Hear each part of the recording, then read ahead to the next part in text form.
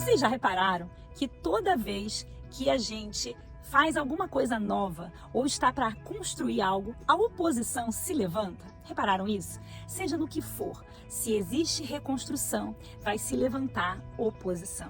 E precisamos ser resilientes e não desistir nesses momentos. Eu sei que a gente tratou na semana passada, no nosso devocional, o capítulo 2 de Neemias. E foi realmente uma bênção para o meu coração e foi muito legal ver pessoas testemunhando para mim que foi uma bênção do coração delas também.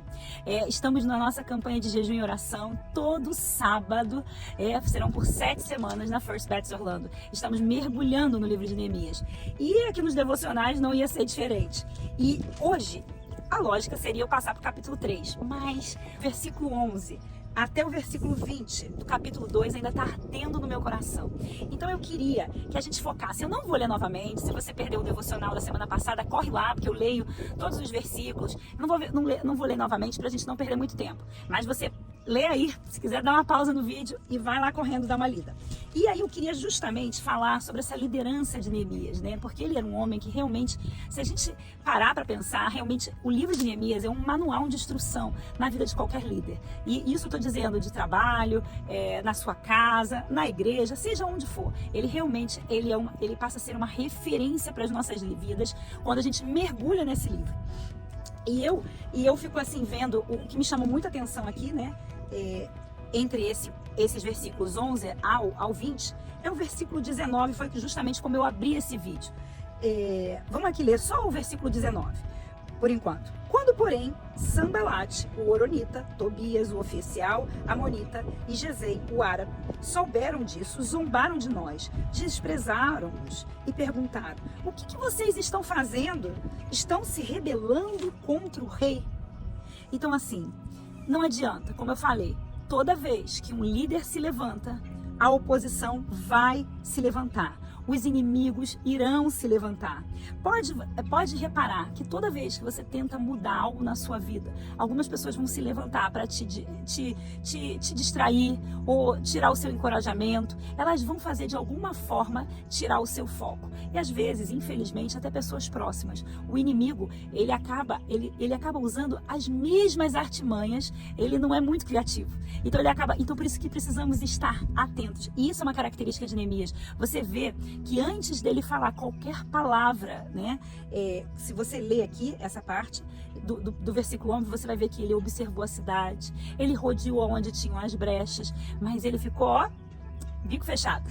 E muitas vezes nós temos que aprender com Neemias. Existe a hora de falar, mas algumas vezes podemos nos precipitar se falarmos antes da hora, porque tudo tem o seu tempo, tem o seu processo. E é engraçado quando eu falo que o inimigo das nossas vidas, ele não é muito criativo, a gente vê se repetindo as mesmas histórias, né? Quando eu li aqui o 19, ele primeiro começa com uma zombaria, né? Zombaram de nós e nos desprezaram, tentam desprezar, achar que aquilo é muito pequeno. Por que você está fazendo isso? Por que você perde tempo com essas coisas? E aí você vai colocar na sua área. E algumas pessoas vão tentar diminuir aquilo que você tem feito dessa forma, te zombando e te desprezando.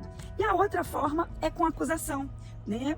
E aí, o que vocês estão fazendo? Estão se rebelando contra o rei?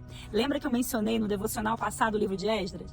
Lembra que eles conseguiram parar a obra? Só que dessa vez, Neemias, ele estava com as cartas do rei, né? Ele estava preparado ali, ele tinha autorização. Então, assim, aquilo que tinha acontecido no passado não era verdade agora, até porque no passado também não era, no livro de Esdras, quando a gente vê a interrupção da reconstrução do templo. Mas eles desanimaram lá atrás, porque a zombaria, o desprezo e as acusações, elas desanimam a nossa vida, aquele ânimo que a gente tem, né, para continuar aquilo que Deus tem chamado. Mas hoje eu estou aqui para te encorajar e te dizer: não desista. Se foi Deus que colocou isso no seu coração, continua mesmo sem vontade, continua, sabe, mesmo ali capengando. Isso acontece na sua vida e na minha também. Pessoas vão se levantar para tentar abafar aquilo que Deus tem feito nas nossas vidas. E você não pode parar, porque a gente não quer perder as bênçãos que o Senhor tem nas nossas vidas através de tudo aquilo que Ele tem feito. E assim, eu quis de novo estar aqui perto do céu, né? Porque é interessante que Neemias, ele responde a esses homens, né? O que eu acabei de falar, depois que eles zombam, desprezam e os acusam, ele responde: o Deus dos céus fará que sejamos bem-sucedidos. Neemias sabia quem ele servia e sabia quem abençoaria a obra, porque na verdade não adianta a gente trabalhar sem a bênção de Deus. Sem a bênção de Deus nós vamos falhar. Mas quando ele fala assim, lembra, o Senhor, o Deus dos céus, novamente, né? O Deus dos céus aqui, ó. O Deus dos céus os fará bem-sucedido na sua casa, no seu casamento, na criação dos seus filhos, porque se não for o Deus dos céus a te abençoar, a estar com você, a te acompanhar, provavelmente você vai falhar nessa caminhada. Então, assim, eu incentivo vocês a não colocar o mérito nos seus próprios ombros. É pesado demais essa carga, mas quando a gente sabe que existe um Deus dos céus, né, que manda esse vento aqui nos meus cabelos, que move todas as circunstâncias só para abençoar a sua vida. Basta você pensa na sua trajetória de vida. Você acha que tudo o que aconteceu até aqui foi coincidência? Não foi. Foi a mão bondosa dos Deus dos céus que tem cuidado e dirigido a sua vida, né? Então, assim, coloca sempre Deus na frente, nunca você. Esse é o devocional de hoje, para a gente encerrar o capítulo 2. Eu espero que tenha abençoado a sua vida. Guarda essa palavra no seu coração e não esqueça que o Deus dos céus, Ele criou os céus, Ele agora está aí do seu lado e pode fazer o impossível, sim, acontecer na sua vida. Deus te abençoe.